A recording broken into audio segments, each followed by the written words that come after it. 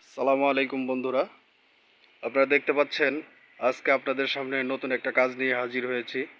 আপনারা দেখতে পাচ্ছেন এখানে আমি একটা এলইডি টিভি ফুললি ওপেন করে রেখেছি, যাতে করে আপনাদেরকে কোনো টিউটোরিয়াল বা কোনো কাজ দেখানোর সময় বেশি সময় অপচয় না হয়। সেই বিষয়টা মাথায় রেখে আমি আগে থেকে এলইডি টিভিটা টোটালি ওপেন করে রেখেছিলাম। মূলত এই টিভিটাতে আপনার প্যানেল প্রবলেম। তো আসলে ফলটা কি সেইটা আমরা আগে দেখে নিব। আমি অলরেডি টিভিটাতে 220 ভোল্ট প্লাগ ইন করে টিভিটাকে অন করে রেখেছি। দেখতে পাচ্ছেন আমাদের টিভিটাতে ব্ল্যাক লাইট, ব্যাকলাইট অলরেডি জ্বলতেছে। আমাদের এলইডি টিভিটা আপনার অলরেডি কিন্তু স্টার্ট আছে। আমরা এখন দেখব আমাদের টিভিটার ফল্ট কি। বন্ধুরা দেখতে পাচ্ছেন আমি প্যানেলটিকে ঘুরিয়ে নিলাম। আপনারা ভালো করে খেয়াল করলে দেখতে পাবেন যে আমাদের টিভিটাতে টিভিতে কিন্তু আপনার ডিসপ্লে চলে এসেছে অলরেডি। তো আপনার এই যে উপরের যে অংশটা, প্যানেলটা যেহেতু উল্টানো, এই জন্য আপনার উপরের অংশটা আসছে আপনার নিচে এবং নিচের অংশটা চলে গেছে উপরে। এটা কোনো প্রবলেম না। আপনারা দেখতে পাচ্ছেন যে এখানে একটা ভার্টিক্যাল লাইন দেখতে পাচ্ছেন বন্ধুরা।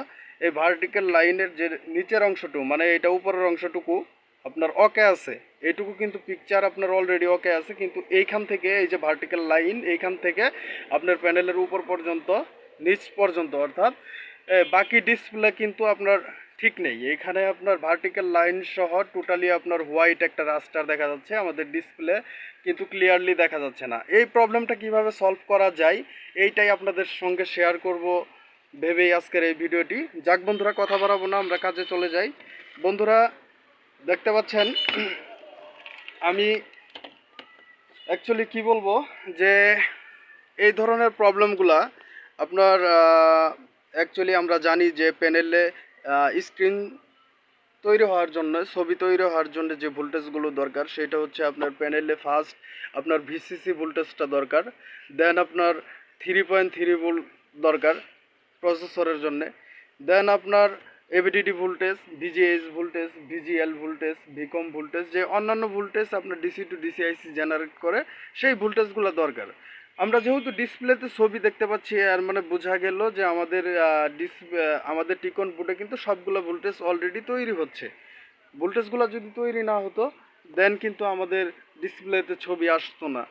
তো আমার কথার সঙ্গে কাজের মিল আছে কিনা এটা আমরা একটু দেখে নেই। বন্ধুরা আমি এখানে মাল্টিমিটারটা রাখলাম, একটু ঘুরিয়ে নেই কাজের সুবিধার জন্য। এইখানে রাখলাম মিটারটা।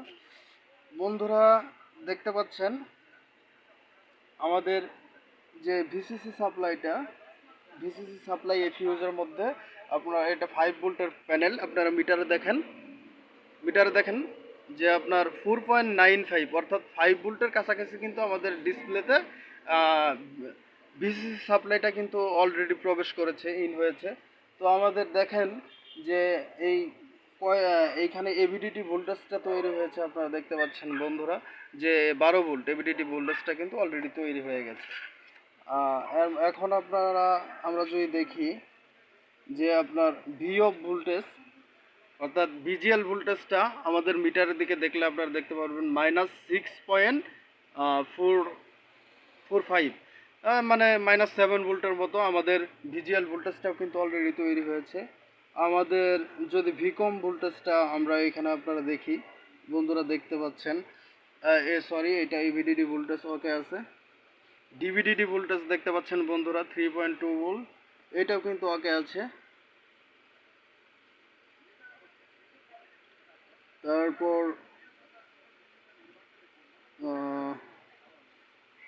অ্যাকচুয়ালি ভিকম ভোল্টেজটা আপনাদেরকে আমি একটু দেখাতে চাচ্ছি। ভিকম ভোল্টেজ -0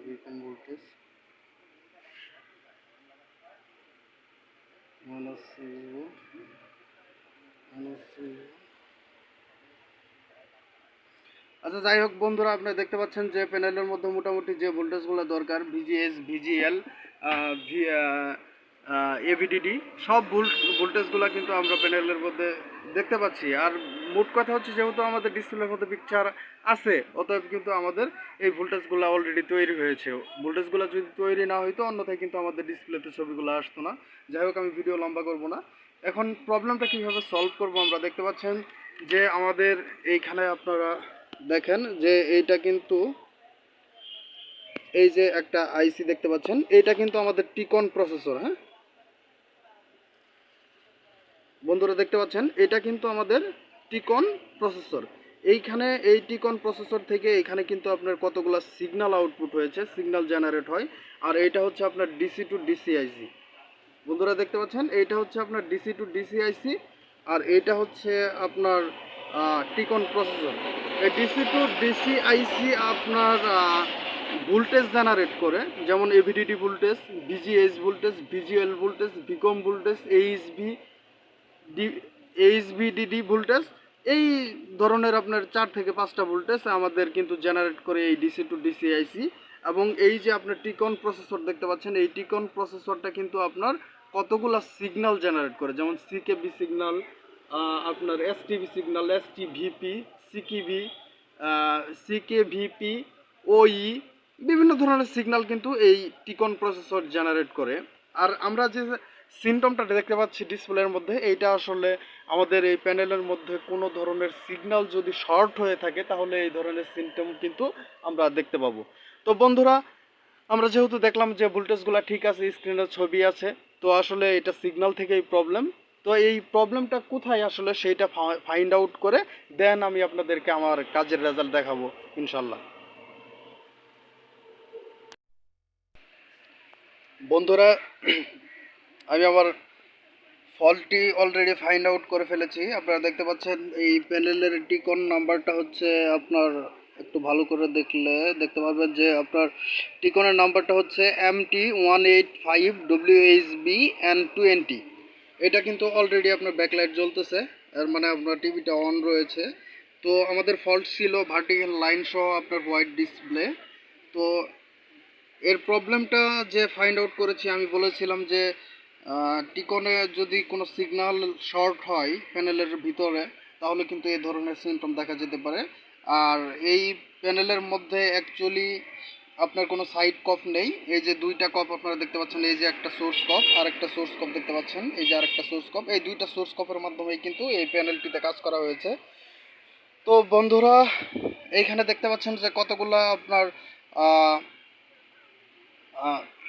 সিগন্যাল তৈরি হয়েছে আপনার এসটিভি, সিকেবি 1, সিকেবি 2। আপনারা ভালো করে দেখলে দেখতে পারবেন, এই যে কানেক্ট পয়েন্টগুলো দেখতে পাচ্ছেন। এইখান থেকে আমি সিকেবি 1, সিকেবি 2, সিকেবি 3, সিকেবি 4 কয়েকটা সিগন্যাল তৈরি হয়েছে। এখান থেকে আমি দুইটা সিগন্যাল এই সোর্স কপে যাতে পৌঁছতে না পারে, এখানে রেজিস্ট্যান্স ছিল, এই রেজিস্ট্যান্সগুলোকে আমি রিমুভ করে দিয়েছি। দেখতে পাচ্ছেন বন্ধুরা যে এখানে রেজিস্ট্যান্স আমি রিমুভ করে দিয়েছি। দেওয়ার পরে আমাদের কাজটি কিন্তু হয়ে যাওয়ার কথা। আমরা এখন দেখব যে আমাদের কাজের রেজাল্টটি কী, আমাদের কাজটি আসলে 100% সাকসেস হয়েছে কিনা সেইটাই আমি আপনাদেরকে দেখাবো।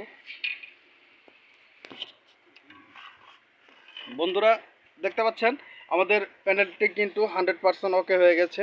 আমাদের যে ফল্ট ছিল ভার্টিক্যাল লাইন সহ হোয়াইট রাস্টার, আপনার এই প্রবলেমটি কিন্তু একেবারে চলে গেছে। তো অ্যাকচুয়ালি ঘটনা হচ্ছে একটা ভিডিওতে সব কিছু বোঝানো সম্ভব না, আর ভিডিও করতে গেলে কাজ দেখানো আসলে ওইভাবে সম্ভব হয়ে ওঠে না। তো আপনারা যারা কাজ করেন বোঝেন, আমি আশা করি যে আমার কথাগুলোর উপর বেস করে আপনারা কাজ করতে পারবেন। আমার ভিডিওগুলা লাইক, শেয়ার, কমেন্টস করে আমার সঙ্গে থেকে নিত্য নতুন ভিডিও দেখে আপনারা আপনাদের কাজের স্কিলকে আরও বাড়াতে পারবেন আমি আশা করি।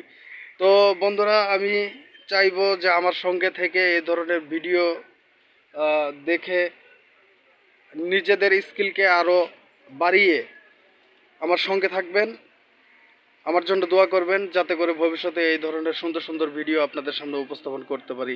ভালো থাকবেন। আল্লাহ হাফেজ।